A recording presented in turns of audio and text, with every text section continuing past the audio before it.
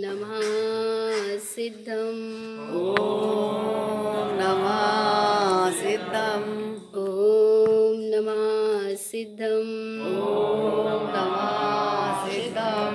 ओम नमः सिद्धं।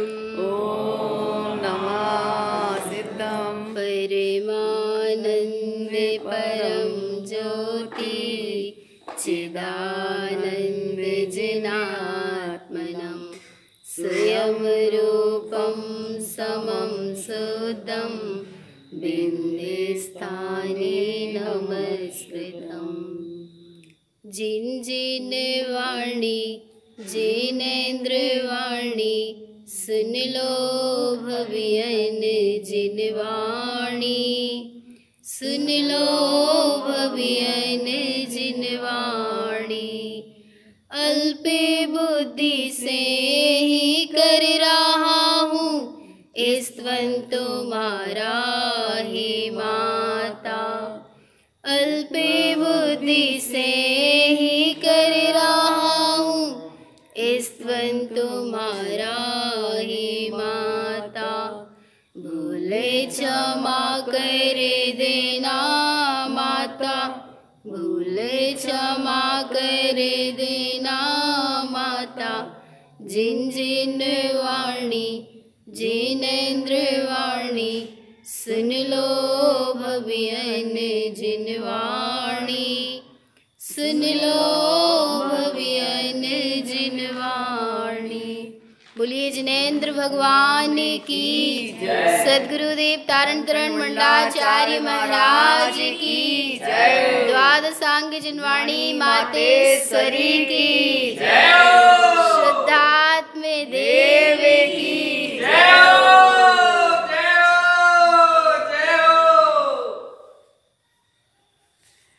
परम आराध्य माँ जिनवाणी परम आराध्य सद्गुरुदेव सद्गुरुदेव द्वारा विरचित महान 14 ग्रंथ रत्न है। सत्ता परम निरपेक्ष है। सत्ता कैसी है? परम निरपेक्ष। सत्ता परम निरपेक्ष है। इतनी निरपेक्ष है कि जिसको ग्रहण करने की भी अपेक्षा नहीं है। सत्ता परम निरपेक्ष है और ऐसी परम निरपेक्ष सत्ता को जब ग्रहण करना है तो निरपेक्ष होकर ही ग्रहण किया जा सकता है।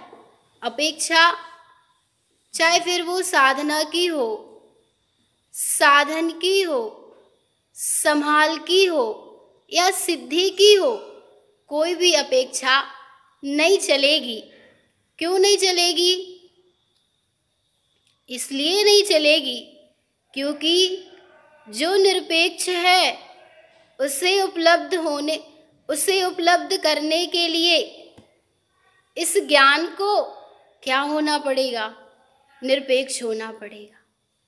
जब तक ये ज्ञान ये अपेक्षा रखेगा कि मुझे मेरे को उपलब्ध करना है, मुझे मेरे को क्या करना है? उपलब्ध करना है, मुझे मेरे को पाना है, मुझे मेरा स्वानुभव करना है, मुझे मेरा दर्शन करना है, मुझे मुक्ति चाहिए, ऐसी अपेक्षा रखेगा तो मुक्ति मिलने वाली नहीं है। क्यों नहीं मिलेगी मुक्ति? क्योंकि मुक्तमयी सत्ता निरपेक्ष है और ऐसी सत्ता को उपलब्ध करने के लिए हे चैतन्यात्मा, हे ज्ञान, हे उपयोग, तू भी क्या हो जा? परम निरपेक्ष हो जा। तो तेरी दृष्टि में, इस ज्ञान में, इसी समय वो शाश्वत सत्ता, विलसती सत्ता, परम पारणामिक सत्ता, परम निरपेक्ष सत्ता, इसी समय, इसी क्षण जिसमें समय का भी भेद नहीं है। एक बाहर के समय की बात है, एक स्वयं समय की बात है, पर समय में समाने के लिए समय की भी अपेक्षा नहीं है।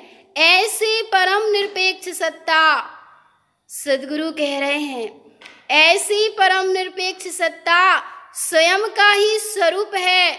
मैं ही परम निरपेक्ष तत्व हूँ। जहाँ ऐसा स्वीकार करा, जहाँ ऐसा स्वीकार किया, बस इसका ही नाम तो ऐसी परम निरपेक्ष सत्ता की क्या है? साधना है। मुझे मेरे को ग्रहण करना है, इससे ग्रहण नहीं होगा। मैं ग्रहण स्वरूप ही हूँ। अहो शीतलता कहती रहे, मुझे शीतल होना है, मुझे शीतल होना है। अरे क्या तुझे शीतल होना, तू तो त्रिकाल शीतल ही है। ऐसे ही मुझे क्या परमात्मा होना, मुझे क्या परमात्मा को ग्रहण करना, मुझे क्या परमात्मा की साधना करना। मैं तो परमात्मा था, परमात्मा हूँ और परमात्मा ही त्रिकाल रहूँगा। आहा, ऐसी परम निरपेक्ष सत्ता, ऐसी निरपेक्ष सत्ता की जहाँ स्वीकारता होती है, वहाँ अरहंतों से भी क्या अपेक्षा, सिद्धों से भी क्या अपेक्षा। फिर ये तो बहुत ऊंचे हैं, फिर इन संसारियों से क्या अपेक्षा। चैतन्यात्मा किस किस से ये जीव अपेक्षा रखता है? बस इसलिए तो निरपेक्ष नहीं हो पाता, और निरपेक्ष नहीं हो पाता तो आनंद नहीं आ पाता। क्योंकि देखो चेतन, दुख का कारण एकमात्र पर से क्या है? अपेक्षा है। और हे चैतन्यात्मा, तुझे अपेक्षा ही रखनी है ना, तो स्वयं से अपेक्षा रख। पर कैसी अपेक्षा रख? बस इतनी सी अपेक्षा रख कि मैं परम निरपेक्ष तत्व हूँ। जहाँ ऐसी अपेक्षा होगी ना, वहाँ आनंद आने लगेगा। सद्गुरु कह रहे सत्ता परम निरपेक्ष है, पर ऐसी परम निरपेक्ष सत्ता की साधना कब है? सद्गुरु यहाँ दर्शा रहे हैं कि ऐसी परम निरपेक्ष सत्ता की साधना कब है। 4 बातें आती हैं। जब एक सद्गुरु की एक गाथा को समझा, सुना, किसी के द्वारा सुनाया गया या स्वयं नहीं पढ़ा, तो एक गाथा के पढ़ते ही 4 घटनाएं घटती हैं। गाथा समझ में आती है। सबसे पहले समझ, धारण, आचरण और फिर है मुक्ति। एक गाथा को पढ़ा पर 4 घटनाएं घटी एक साथ ही। सुबह दोपहर में गाथा चल रही थी। एक क्या गाथा चल रही थी? ज्ञानम दंसन सम्मम चरणम चरंती मनुबुरंजे। और आगे सद्गुरु कह रहे हैं, यदि पज्जाव सदिठम न विज्ञानम न विदंसनम चरणम। एक तो ये गाथा चली थी, एक बार में समझ में आ गई, एक बार में धारण हो गई। तो देखो चैतन्यात्मा गुरु महाराज की गाथा है, वस्तु का स्वरूप है, सिद्धांत है, जिनेंद्र की वाणी है। यहाँ किंचित भी शंका का काम नहीं है। बस एक ही बार में, कितनी बार में? एक ही बार में, एक ही बार में। महाराज जी कहते हैं, यदि आ जाए समझ में गाथा तो फिर ये कहीं मिथ्यात्व में नहीं झुकेगा माथा। कहाँ नहीं झुकेगा? मिथ्या। बस एक बार। वास्तव में चैतन्यात्मा सिद्धांत त्रिकाल है, सिद्धांत अकाट्य है। वह किसी के द्वारा कटता, छटता या बिगड़ता नहीं है। काल बदल जाने से सिद्धांत बदलता नहीं है, काल परिवर्तन हो जाने से सिद्धांत परिवर्तित होता नहीं है। गाथा क्या कह रही? एक जीजी के द्वारा गाथा बताई गई थी कि मंत्र तंत्र टोटम टेक स्वभाविनंत नंताई ज्ञानी विमुक्त भावम ज्ञान सहावेन संकरही अमचा। एक बार, बस एक बार समझने का काम है। एक बार समझ में आ गई गाथा तो चैतन्यात्मा तुम्हें नाम मिल जाएगा। काय का? सम्यक दृष्टि का। मिल जाएगा कि नहीं मिल जाएगा? मिल जाएगा। एक बार समझ में आ गई गाथा तो तुम हो गए सम्यक दृष्टि। एक बार समझ में आ गई गाथा तो हो गए सम्यक दृष्टि। एक बार में हो गई धारण तो हो गए तुम धर्मात्मा। और एक बार में होने लगा आचरण तो तुम हो गए आचार्य। और एक बार में चैतन्यात्मा हो गई धारण गाथा तो वास्तव में क्या होगा? ये होगा कि समस्त मान्यताओं का हो जाएगा खंडन और तुम हो जाओगे मुक्त। बस कितने बार की बात है? एक बार की, बस एक बार की बात है, बार बार की बात नहीं है। सदगुरु यहाँ कह रहे ऐसी परम निरपेक्ष सत्ता को एक ही गाथा में समझ लो। एक ही गाथा में साधना भी है, एक ही गाथा में आराधना भी है, एक ही गाथा में समस्त मान्यताओं से मुक्त कर दिया सदगुरुदेव ने। दिष्टितम शुद्ध पदम सार्धम दर्शनम मल विमुक्तेयम ज्ञानमयम शुद्ध सम्यक्तम पंडितो दृष्टि सदा बुधय। सदगुरु कह रहे हैं ऐसी परम निरपेक्ष सत्ता की साधना क्या है? दिष्टितम शुद्ध पदम सार्धम। आहा, क्या है साधना? दिष्टितम शुद्ध पदम सार्धम, शाश्वत शुद्ध पद दिखाई देना, दिखाई लगना, दर्शन होने लगना, अनुभूति में आ जाना, ज्ञान में जानने में आने लगना। सार्धम, यही तो क्या है? साधना है। दिष्टितम शुद्ध पदम सार्धम, अरे अपना ही शाश्वत सिद्ध पद जहाँ दृष्टि में आ गया, दृष्टि में झूलने लगा, दिखाई देने लगा। सार्धम, यही तो साधना है। और यदि ऐसा शाश्वत शुद्ध पद दिखाई नहीं दे रहा तो फिर साधना नहीं है। क्या नहीं है? फिर साधना नहीं है, मात्र क्रिया है, पर क्रिया साधना होती नहीं है। दिष्टितम शुद्ध पदम सार्धम, जहाँ ऐसा स्वयं शाश्वत परम पारिणामिक भाव, परम विराट सत्ता का क्या होने लगे? दर्शन होने लगे, दृष्टि में तत्व सत्ता झूलने लगे, दृष्टि में तत्व आकर बैठ जाए। बस इसका ही नाम तो अस्थाप है, चेतन आत्मा। बाहर वेदिका पर जिनवाणी का स्थाप होता है, यहाँ पर दृष्टि रूपी वेदी में किसका आगमन हो जाए, किसका स्थाप हो जाए? अपनी ही स्वयं विराट शुद्ध तत्व सत्ता का क्या हो जाए? अस्थाप हो जाए, दिखने लगे। बार बार इसका ही दर्शन होता रहे, बार बार का भेद ना रहे, समय के दर्शन में समय का भी भेद ना रहे। सार्धम, यही तो क्या है? साधना है। सदगुरु आगे कह रहे दर्शनम मल विमुक्तेयम, वहां पर क्या होता है? जहां ऐसा शुद्ध स्वभाव दृष्टि का विषय बन जाता है, वहां पर यह जीव 25 मल दोषों से रहित हो जाता है। कौन कौन से हैं 25 मल दोष? 8 दोष मद 8 मलिन, 6 अनायतन सटता 3, 25 मल वर्जित होय, दर्शन शुद्धि कहावे सोय।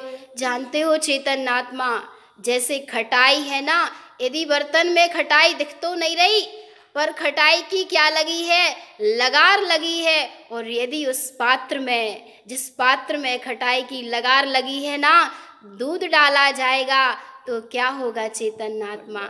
दूध फट जाएगा। ऐसे ही जिनेंद्र परमात्मा के अमृत तुल्य वचन तो बरस रहे हैं, पर इस जीव के हृदय में मिथ्यात्व की क्या लगी है? खटाई लगी है। महाराज जी ने सुबह एक बात कही थी कि मिथ्यात्व की सपोर्ट और कसाई की ओट होने के कारण जीव को जिनवाणी समझ में आती नहीं है। अरे लगार लगी रहेगी तो कैसे काम बनेगा?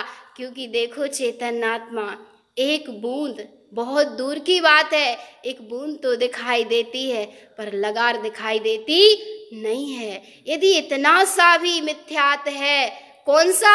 अभी अंतर की नहीं, बाहर के गृहीत। यदि गृहीत मिथ्यात की लगार है, इसको सच्चे देव शास्त्र गुरु का सच्चा श्रद्धान नहीं है। मान्यता तो वहां जाना, श्रद्धा का विशेष जुड़ना बहुत दूर की बात है, पर यहाँ तो मात्र किसकी बात है? लगार की बात है। काय की बात है चेतन आत्मा? लगार की। पात्र में, हृदय रूपी पात्र में जिनेंद्र परमात्मा रूपी अमृत तुल्य वचन कब बैठेंगे, कब उनका रसपान होगा? जब चेतन तेरे अंदर 6 अनायतन का क्या होगा? त्याग होगा। अदेव, अगुरु और अधर्म और इनको मानने वाले अनायतन और आयतन, अनायतन अर्थात ना जाने योग्य स्थान और आयतन अर्थात आ जाने योग्य स्थान। अनायतन बिल्कुल मत जाओ, जो जाने योग्य नहीं है। सदगुरु ने क्या कहा? दर्शनम मल विमुक्तयम। मल किसे कहते हैं? चैतन्यात्मा। किसे कहते हैं मल? जिसे त्याग करने के बाद देखा जाता नहीं है। क्या करा जाता है? जिसे त्याग करने के बाद देखा जाता नहीं है। पर ये जीव की बड़ी भूल होती है। कहता है क्या होता है? चले जाते हैं, देख लेते हैं, पर उससे एक प्रश्न करें कि क्या चैतन्यात्मा जब तुम मल का विसर्जन करके आते हो तो फिर क्या उसे वापस देखने जाते हो? देखने जाते नहीं है। ऐसे ये 6 अनायतन मल हैं और इन मलों का क्या करो? चेतन त्याग करो, तब क्या होगी? दर्शन की शुद्धि होगी। अरे चेतनात्मा, बहुत बड़ी भूल हो जाती है। ये जीव अदेव के नाम पर भटक जाता है।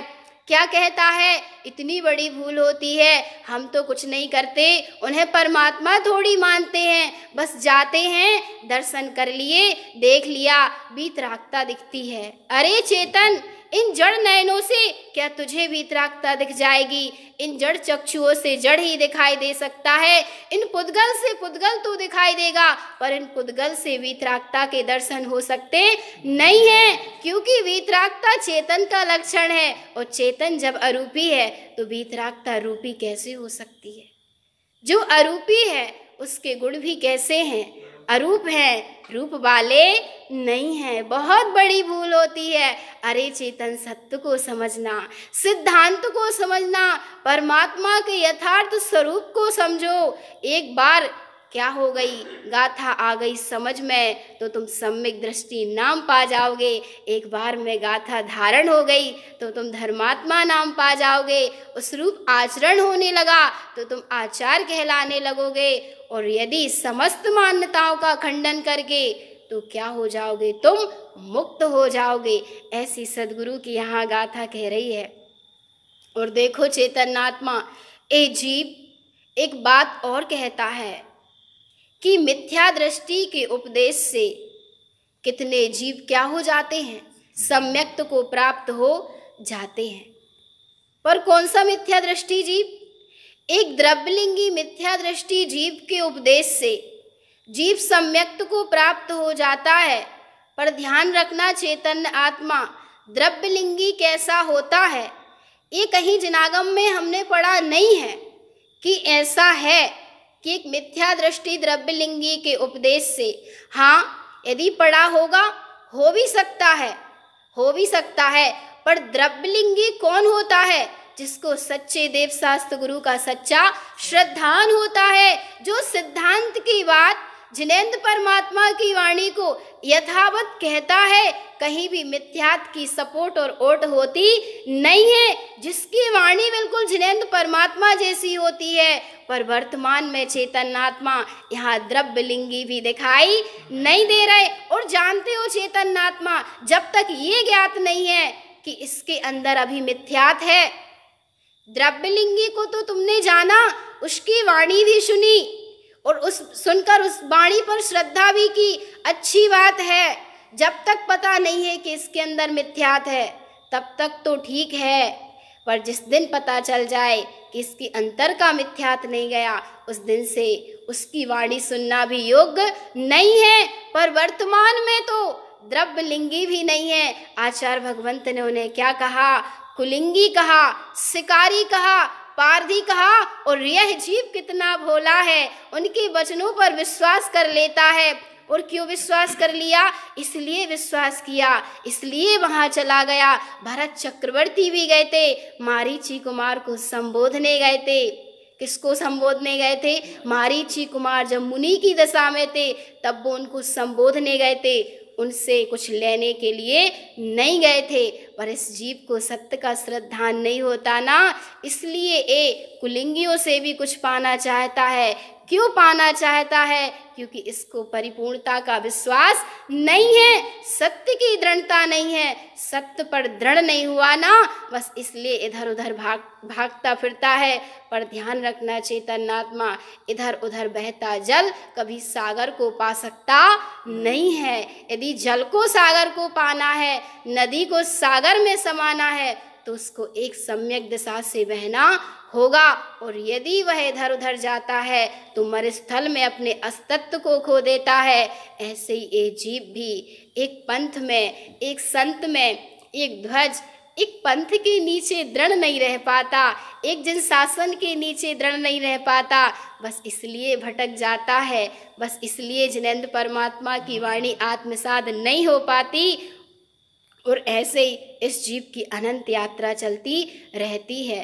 पर अरे चैतन्यात्मा, अब तो तुमने जान लिया ना कि मैं प्रभु हूँ, मैं परमात्मा हूँ, मैं परम निरपेक्ष सत्ता हूँ। देखो, सत्य स्वतंत्र होता है, स्वच्छंद होता नहीं है। जीव एक बात कहता है, हमें एक में बंद कर रहना नहीं है, पर बहुत बड़ी भूल है चेतन। जिसने जो सत्य में बंधा है, जो सत्य के साथ चल रहा है, उसने निर्बंध को पाया है, उसके लिए सत्य बंधन में रखता नहीं है। क्योंकि सत्य स्वभाव से स्वतंत्र है, और जो सत्य को धारण करता है ना, वो स्वतंत्र हो जाता है, स्वच्छंद होता नहीं है। इसलिए चैतन्यात्मा समझना, ऐसा सत्य पंथ मिल गया, ऐसे सद्गुरु मिल गए, ऐसी वाणी मिल गई, ऐसे महाउपकारी ये 14 ग्रंथ मिल गए। यदि इनको पाकर के भी, इस हीरे को पाकर के भी तूने व्यर्थ में फेंक दिया चेतन, तो स्वयं का अनर्थ कर लिया, इसमें पर का तो कुछ भी हुआ नहीं है। सद्गुरु आगे कह रहे हैं, जहाँ ऐसा अपना शुद्ध पद दिखाई देने लगता है, वहाँ पर यह जीव 25 मल दोषों से रहित हो जाता है। ज्ञानमयम शुद्ध सम्यक्तम, और ज्ञानमयी शुद्ध सम्यक्त सत्ता प्रकट होती है। पंडितो दृष्टि सदा बुधय, ज्ञानी पंडित जन सदा ही ऐसे अपने ध्रुव स्वभाव की दृष्टि रखते हैं। ऐसे ध्रुव स्वभाव की दृष्टि रखते हुए 25 मलदोषों का सर्वथा त्याग करते हुए, लगार भी ना लगी रहे, ऐसा त्याग कर दो चेतन, और प्रति समय अपनी दृष्टि में एक शुद्ध तत्व झूलता रहे। ऐसे परम पारणामिक स्वरूप की भावना भाते रहो, अनुभूति करते रहो। एक ही सार है, बाकी सब असार है सत्ता के आगे सब हे है। ऐसा दृढ़ श्रद्धान करते हुए मैं परिपूर्ण परम तत्व परमात्मा हूँ, ऐसी प्रति समय भावना भाएं। यही सद्गुरुदेव की परम पावन देशना है। बोलो श्री गुरु महाराज की जय हो। कौन सा भजन? जो इच्छा का दमन ना हो तो चारित्र से शिव गमन नहीं रे। जो इच्छा का दमन ना हो तो वस्त्र त्यागे अरुबन निवास से। जो पथ हो तो साधु कहें, तो पशु वस्त्र कभी नहीं पहनत, तो पशु वस्त्र कभी नहीं पहनत। वन में आयुष बीत गई रे। जो इच्छा का दमन न हो तो चारित्र से शिव गमन नहीं रे। जो इच्छा का दमन न हो तो अन्य त्याग से मुक्त होए तो बिकिछुक लंघन करत रहे रे। अन्य त्याग से मुक्त होए तो बिकिछुक लंघन करत रहे रे। निरतजे भव पीर कटे तो, निरतजे भव पीर कटे तो मृग तृष्णा तृष्णा बस जान गई रे, जो इच्छा का दमन न हो तो। चारित्र से शिव गमन नहीं रे, जो इच्छा का दमन न हो तो। बिन बोले ते मौनी हो तो, बगुला बैठो मौन गई रे, बिन बोले ते मौनी हो तो। बगुला बैठो मौन गई रे, नाम जपे निज नाथ मिले तो। नाम जपे निज नाथ मिले तो, निस दिन रटत वही रे, जो इच्छा का दमन न हो तो। चारित्र से शिव गमन नहीं रे, जो इच्छा का दमन न हो तो। भोगीराज जो ताहि दमते है, भोगीराज जो ताहि दमते है, सो शिव सुख वै प्राप्त करी रे, जो इच्छा का दमन न हो तो। चारित्र से शिव गमन नहीं रे, जो इच्छा का दमन न हो तो। बोलिए सद्गुरुदेव तारण तरण मंडलाचार्य महाराज की जय हो।